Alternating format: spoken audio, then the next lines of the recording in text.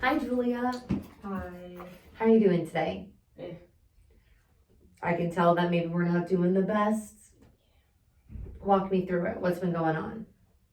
I haven't been sleeping. I have been up all night just rearranging my room like nonstop and like deep cleaning, and I don't know why. Okay. How long has this been going on for? Um, what's it like maybe like the past 4 days? All right. And have you had like a history of having a few days at a time where you're just, up all night doing a lot of productive things? It always spikes at night where like I have this amount of energy and I'm either working on my room for like 4 days, I'm rearranging my kitchen, my living room, but then like today I'm like I don't want to do anything. I just want to be a hermit crab. So this sounds like a big shift from how you were the past 4 days of, being productive, cleaning your room to just kind of crashing. Yeah, it's weird. I don't get it. Well, during our intake assessment we had a couple weeks ago, we're working on a bipolar 2 diagnosis for you. That's still in the works, but, like I'm definitely going to be writing this in my notes and we're really going to consider that bipolar 2 diagnosis. What kind of medication are you currently taking at the moment from your previous psychiatrist? She like put me on like a low dose of like lithium.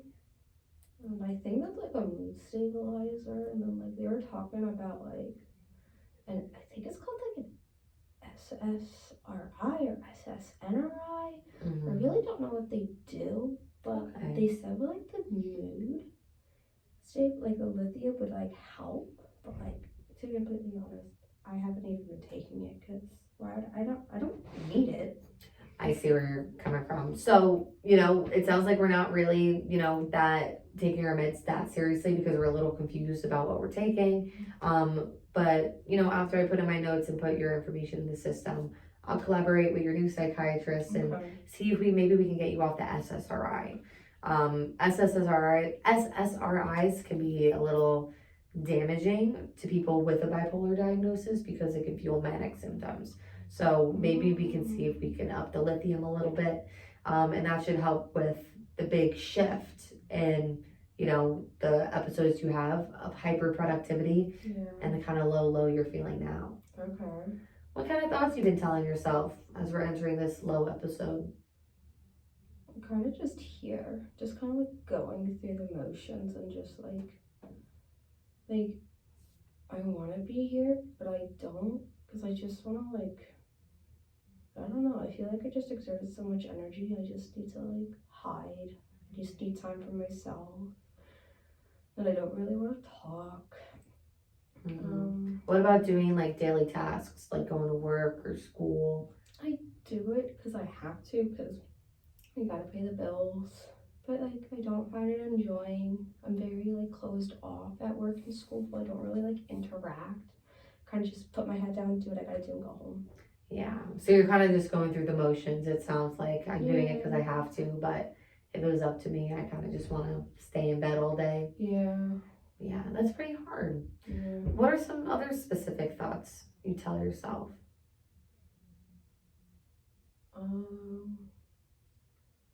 Kind of just you just gotta push through. Just gotta do it. And those are some positive thoughts. Yeah. Do those positive thoughts drown out maybe the negative thoughts we tell ourselves, that how we view ourselves maybe? How do you view yourself? But I know I'm a good person, but at times like I do doubt myself. Like I do a doubt how I am really good at my job, and I don't believe I'm good. But like the work I produce is good, so it's a lot of it's like a ongoing fight in my head.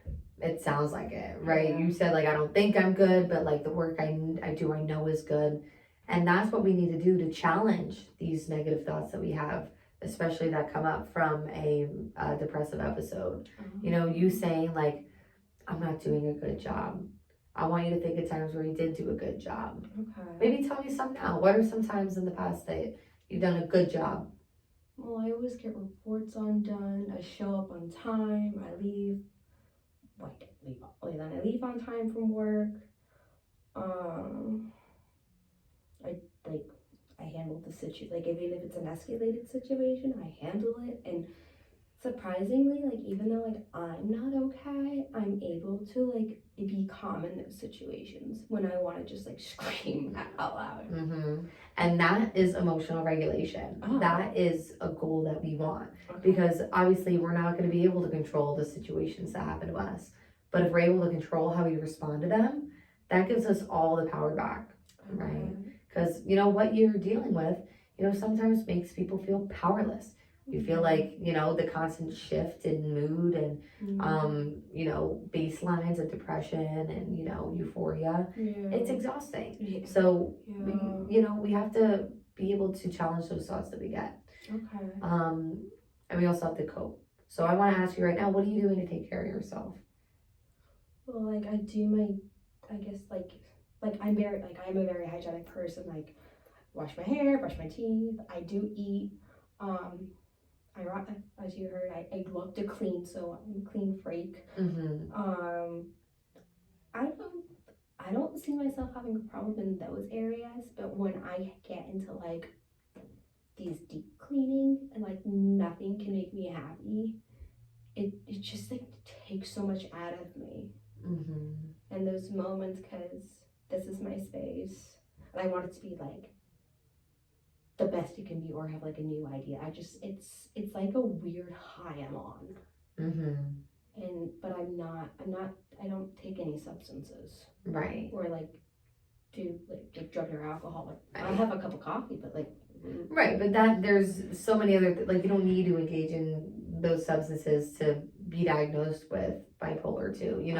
It can happen out of nowhere. But it sounds like you're aware of what makes you happy. You like cleaning, you eat, but we want to make sure that we're not always in go mode all the time, because you do stick to your daily obligations. You go to work, you go to school, because you have to. But what are we doing to rest? Oh, that's a good question. I don't like to sit down, and like I have like so it's not a full treadmill, it's like a walking pad. Mm-hmm. But I haven't used it because I'd rather be moving my full body than just my legs, if that makes sense. Yeah, you love moving, girl. Yeah. You love moving. You love getting things done. Yeah. But I challenge you, and maybe this could be a little homework assignment for when you go home. Okay. I challenge you to maybe sit with yourself for a little bit. Allow yourself to sit with how you're feeling, and do something that isn't just a distraction, like moving and getting up. Do something that's investing in yourself. Maybe take a nice bath.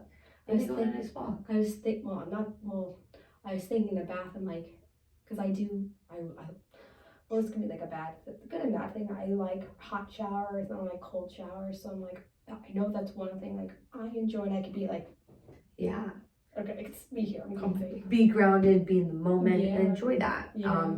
So yeah, just figure out things when you go home. Figure out things that you can do to rest. I'll consult your new psychiatrist to talk about a lot of the symptoms that you're facing, and hopefully it will be able to stabilize the big shift in manic and depressive episodes. Yeah, hopefully. Yeah. Yeah. Well, all right. Well, I'll see you next week then. All right. And let me know how it goes. Will do. Thank you. Thanks.